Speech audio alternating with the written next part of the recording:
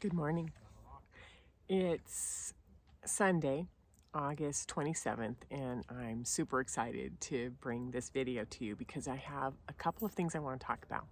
First and foremost, this is St. Mary's Lake, and that island over there is Wild Goose Island, which is the island that Robin Williams rode to in the film What Dreams May Come, which is about imagination. You can tell I haven't talked very much this morning. It's about imagination, and today I want to talk about imagination being everything and using this rural national park setting behind me and a story that I can hardly wait to tell you, okay? So first and foremost, as you can see from out here, this is remote. There's nothing around here. I'm camping out here on the east side. It's not very crowded. It's less busy than the west side. I love the freedom of being out here, and it has its challenges, right? It also has been raining. We've had windstorms.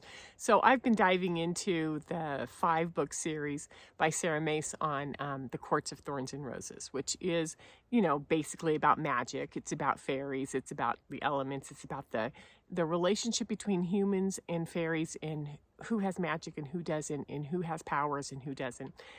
And I'm a double Pisces. I am enthralled with all of the possibilities of what Sarah Mace is teaching us in this book. So I started to play with my imagination and wanted to expand it. So playing with what is it that I can do? What is it that I can't do? What is it that I can feel? And so being out here in the wilderness, where there's a lot of bears in camp daily, and I'm camping in a tent, right? I decided to start playing with some of these concepts that she presents. So I'm letting my imagination loose, and I have a story to share with you. And then I will give you some tips on how to do this story. So first and foremost, the campground sort of empties out during the day because everybody's hiking. Or on the weekend, Sundays, it sort of empties out and then it gets full at night, right? So I'm in a campground last weekend, probably last Monday, and it is empty. And I've been told that there's this rogue bear. He's a grizzly. He's probably 5 or 6 years old. He's sort of adolescent.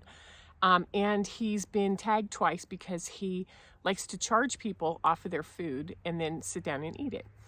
And, part of me is terrified of being in camp by myself with a grizzly who's going to do that. And then the other part of me said, like, what would Feyre do, in the Court of Thorns and Roses? And I'm like, well, first and foremost, I'm going to set a field.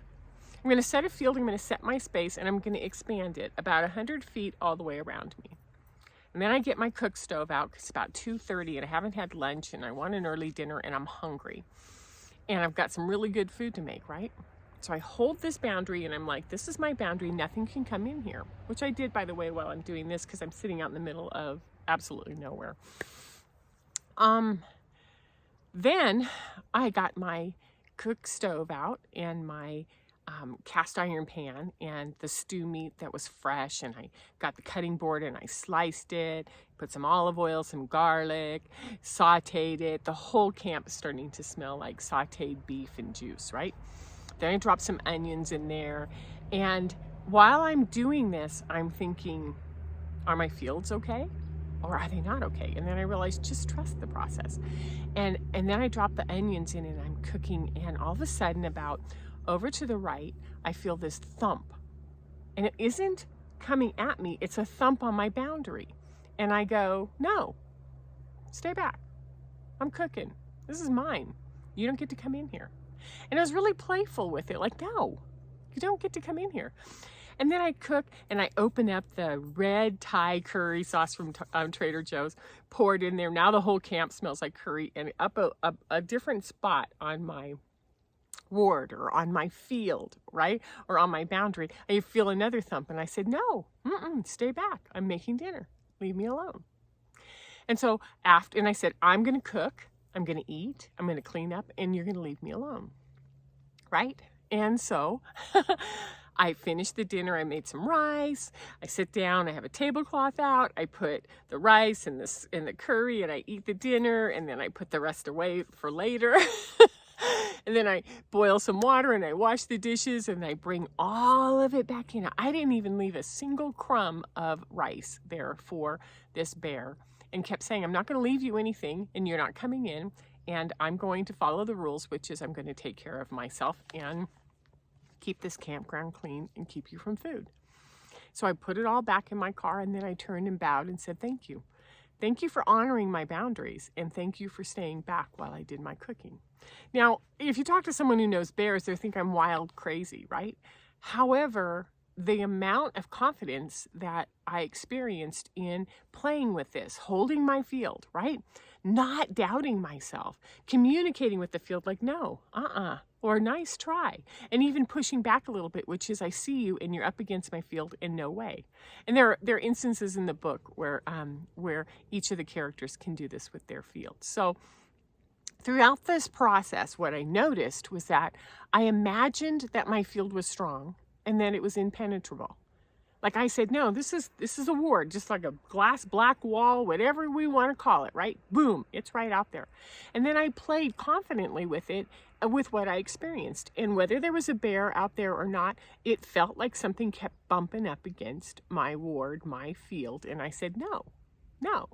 And I spoke out loud, and I spoke telepathically, which is, I'm fully aware that this is happening, and I still say no. I, as a sovereign being, still say no, right? So what I noticed, and the reason I wanted to share this story and talk about imagination is everything. It is what drives us, because if we can't grab those creative pieces and start to experiment with them with ourselves, then we don't really know what we're capable of, right? So what I know now is that I felt the fear leave my body. I actually felt the fear leave my body. I doubled in my self-awareness and my self-confidence, like, oh, wow, now this works. What else can I do? And I trusted myself to negotiate through this 3D world, which is weather, wild animals, temperature, all of that stuff. And I flowed with it. I wasn't fighting it, and I wasn't trying to control it.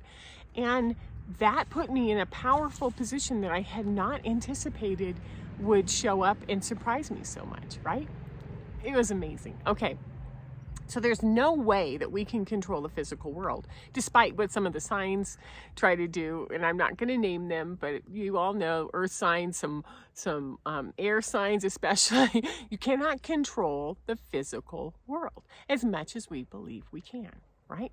So partnering with it, being in it, yet sovereign in holding our space and moving our space around in it is all we can really do, whether it's how we find housing, how we find finances, how we interact with people, how we take care of our bodies. It's how we deal with our field. So that's the piece that I want to put in, is our imagination creates the field, and our field is part of us, and we can manage that. So I have 6 tips for you today. Number 1, play with your space in your field or your ward or whatever you want to call it, and surround your workspace, surround a chair you're sitting in at night, a spot you have at the table, a space you have at the coffee shop. Set it intentionally and set it solidly and see what happens. Why not? What have you got to lose? Pretend, play with it, set it, see what happens. Number 2, set it with intention. And when I say intention is that no one can see me, or, I don't want to be seen. I want to be invisible. Or I want them to see me but not come up. I want to be seen but left alone. Or I need the room to get warmer, because there's this coffee shop in Whitefish that the air conditioning's on full speed all summer long, and it's freezing in there. I want the space to be warmer. I want to be able to work here and not let the fray come in or be distracted. So set it with intention, with what you want to create and what you can imagine happening, right? So set it with intention, number 2. Number 3, pay attention to what energy it takes within you to hold that boundary. Because if that boundary is difficult, or it's exhausting, or it requires your full attention and you're always checking on it, it means that you have a trust issue with yourself and your imagination. It means that you don't know what you can do, and you don't know if it really works. And that makes sense. So do you trust this? And why don't you trust it? Okay, number 4, I use this a lot when in coaching parents about boundaries, is Watch for when we boundary babysit, which is I'm going to set that ward, right? I'm out here. And then better just double check on that. Oh, come on, better double check on that. Yep, nope, nope, nope. And all you're doing the whole time is saying, well, what if I didn't do it right? Well, what if it isn't strong? What if something comes through? And instead of trusting that it's set or even communicating, it's set. Don't let anything come in. And, I was thinking when I was writing this, I thought about my one of the things my dad used to say, which is, Denise, either shit or get off the pot, right? Either believe that you can do this and you can do it well, or stop doing it, but stop doubting yourself all the time. And I was like, whoa, this is powerful. Whether it's in sports, whether it's in setting goals for yourselves, whether it is in setting these boundaries. You either determine that you're going to do this and you stop babysitting it. And then when something thumps, you go, I wonder why that thumped on it. And instead of going, oh no, it broke, go strengthen it. Set it stronger, right? Number 5, gently play with the edges. Watch who or what comes up. And playfully, like, yeah, no, I got that set, you can't come in. I do that with my toddler granddaughter. I do that with people at work. I do that with my clients. Watch what happens when they think that they can come in. And I'm like, no, nice try. No. And I just push back. But I push back gently because I trust that they will understand that that is a solid bond. And number 6, have compassion for yourself because you're playing with imagination. Something you may never have really thought that you could do before. And you're going to flub up, you're going to fail, you're going to excel, you're going to surprise yourself, and you're going to watch other people doing the same thing. So do this with compassion. And if you want to learn more about this or you want to play with me, drop me a note through denisdryden.com and let's talk. I'm open as of now, September 1st, for coaching. Single sessions, all you want to do, whenever you want to do it, just let me know. You take care. Have a great Sunday. I'll see you on Labor Day.